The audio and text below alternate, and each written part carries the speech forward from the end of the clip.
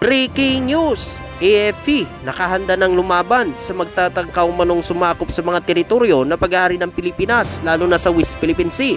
Nako, China, gulat na gulat. Antala, mga barko ng China unti-unti na nagsisiwalaan sa West Philippine Sea. Ito ang atin tututukan ngayong araw na ito. Saglit lang ito mga kababayan, kaya humanap na ng pwesto. Tara na, umpisahan na natin ito.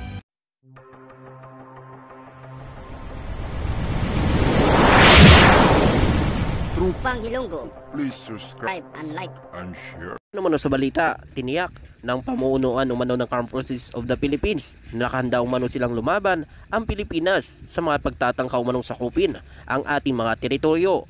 Ito ay binigyan din umano ni Chief Staff General Romeo Bronner Jr. sa patuloy na kinakaharap ng hamon ng Pilipinas laban sa China, partikular na sa isyu sa West Philippine Sea.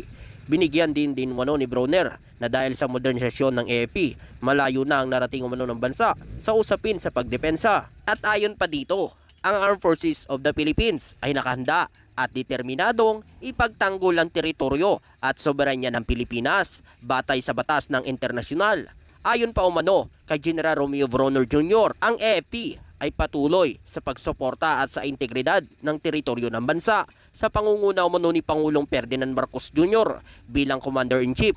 Ipinahayag umano ni Bronner na ang AFP ay nagpapalakas ng kanilang operasyon sa territorial defense upang tugunan ang mga hamon umano sa soberanya at pagpapalakas ng presensya sa mahalagang maritime domain at pagpapalakas ng maritime security operation.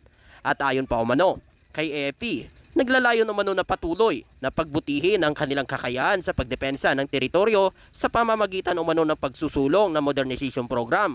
Kasama rito ang pagtatag ng AFP Cyber Command at iba pang hakbang upang mapalakas ang kanilang kakayahan sa larangan umano ng cybersecurity. Bukod dito, ang AFP ay naglalayon bumuo ng AFP Joint Special Operation Command o reorganization ng AFP Presidential Security Command, ang AFP Counterintelligence Group, upang mapalakas ang kanilang operasyon. Sa kabuuan umano, ang AFP ay nakatuon sa pagsusulong ng mga modernisasyon at pagpapalakas ng kanilang kakayahan upang mapanatili ang kapayapaan at magpatuloy bilang katuwang sa progreso ng bansa sa tinatawag umano ng Forward Defense Strategy na tumutukoy umano sa proteksyon ng Exclusive Economic Zone ng Pilipinas. Ang pagbabago ng estratehiya ng depensa ay naglalayon maging proaktibo at mapanatili ang seguridad ng teritoryo ng Pilipinas laban sa banta umano sa labas ng kanilang territorial waters. At ayon pa umano sa nakalat nating impormasyon, sinabi umano ni Bronner, kung merong manong gustong sumakop sa Pilipinas ay talagang siguradong masusugatan at magtatangkang manakop. Paliwanag din umano ni Bronner, ang malakas na kakayahan umano na pagdepensa ng bansa ay sa bisa na rin umano ng mga taglay natin ngayon, mga bagong kagamitan na inaprobahan umano ni Pangulong Ferdinand Marcos Jr.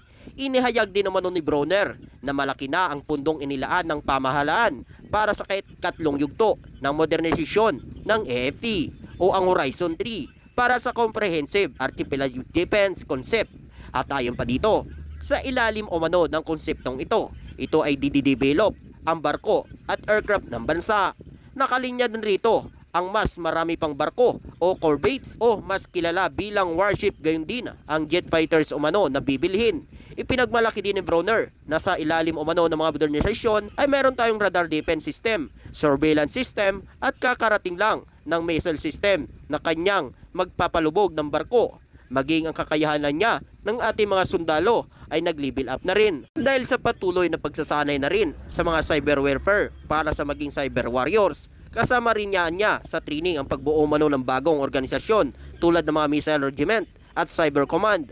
Aminado din umano si Bronner na marami talaga ang gustong masakop ang ating bansa, maging ang nakapaligid nating karagatan. Kaya kailangan natin na maipakita ang kanya-kanyang nating depensa, ang ating teritoryo, karapatan at soberanya sa ating mga teritoryo. At ayon pa umano sa nakalat nating impormasyon, ang Armed Forces of the Philippines ay nagsasagawa ng iba't ibang hakbang upang maprotektahan ang teritoryo ng Pilipinas sa West Philippine Sea laban sa mga sumasakop.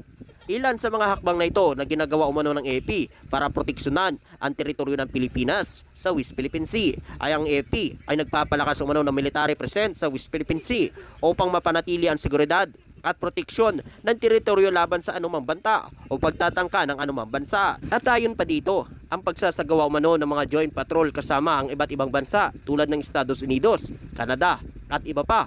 Ang AFP ay nagsasagawa ng Joint Maritime Patrol sa West Philippine Sea.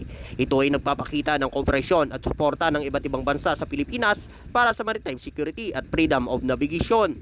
Ang AFP ay patuloy na nagpapalakas ng kanilang kakayahan at mga modernisasyon ng kanilang mga equipment at armas upang mapanatili ang kanilang kahandaan at epektibong maprotektahan ang teritoryo ng Pilipinas. Bukod pa dito, sa militar umano, ang hakbang ang Pilipinas ay aktibo rin sa paghahain ng diplomatikong protesta sa mga internasyonal na organisasyon o forum upang ipakita ang kanilang paninindigan at suporta sa batas na nagtatakda umano sa karapatan ng bansa sa kanilang exclusive economic zone ng Pilipinas sa West Philippine Sea. Ang Pilipinas ay ginagawa umano ang lahat para maprotektahan ang mga teritoryo na pag-aari ng Pilipinas diyan sa West Philippine Sea dahil sa patuloy umano na pag-aangkin umano ng China na kanilang mga teritoryo ang nasasakupan umano ng Pilipinas. Ang Scarborough Shoal ay pilit umanong inaangkin ng China na kanila daw yan teritoryo, subalit yan ay napanalunan na noong 2016 kaya walang legal na batayan umano ang patuloy na pag-aangkin umano ng China sa ilan sa mga teritoryo na pag-aari ng Pilipinas. Subalit ito ang China ay hindi kasi sinusunod ang internasyonal na batas. Gumagawa ito ng sariling batas diyan sa West Philippine Sea na sila lang din ang nag-aaproba at sila lang din umano ang nagpapatupad. Kaya kawawa umano ang mga kalapit nitong bansa, kabilang na ang Pilipinas. Ikaw kababayan, ano ang masasabi mo at makukomento mo dito? At sa iba pang mga balita. Ayun naman sa balita, mayroong mas mababang mga sasakyang pandagat umano ng China sa iba't ibang lugar sa West Philippine Sea. Ayon sa mga monitoring report ng Philippine Navy, nito lamang Martes. Sabi umano ng Philippine Navy, may kabuuan umano ng 90 iba't ibang sasakyang pandagat umano ng China ang nakita sa West Philippine Sea mula Hunyo 25 hanggang Hulyo 1. At ayon pa dito, pababa na umano mula sa 129 noong Hunyo 18 hanggang 24 sa panahon ng pagsubaybay. Kabilang umano sa mga barko ang 13 Chinese Coast Guard vessel, 6 na People Liberation Army Navy at 76 na Chinese Maritime Militia vessel. Ang bilang umano ng sasakyan plan ay tumaas, isa mula noong Hunyo 24. Ang pagsubaybay umano na nagpapakita ng mga barko umano ng China ay nasa mga sumusunod na lokasyon umano ng sa West Philippine Sea. O narito ay ang Bao de Masilok, 5 China Coast Guard, 1 plan vessel at 8 Chinese Maritime Militia. At Ayungin Shoal naman, 5 China Coast Guard, 2 plan vessel at 13 Chinese Maritime Militia vessel. Sa Pag-asa Island naman, 1 China Coast Guard, 1 plan vessel at 21 na Chinese Maritime Militia vessel. Sa Parula, 1 Chinese Maritime Militia vessel. Sa Panata, 1 plan at 7 Chinese Maritime Militia vessel. Sa Sabina Shoal, 2 China Coast Guard, 1 plan vessel at 3 Chinese Maritime Militia vessel. Sa Juan Felipe Reef, 21 na Chinese Maritime Militia vessel. Sa Ricto Bank, 4 na Chinese Maritime Militia vessel. Grabe naman ito mga kababayan ang ginawa pala ng China. Mukhang talagang sasakupin na nila ang ilan sa mga teritoryo na pag-aari ng Pilipinas. Pinaikutan ng kanilang mga barko ang mga teritoryo na pag-aari ng Pilipinas dyan sa West Philippine Sea. Ikaw kababayan, ano ang masasabi mo? At makukomento mo dito.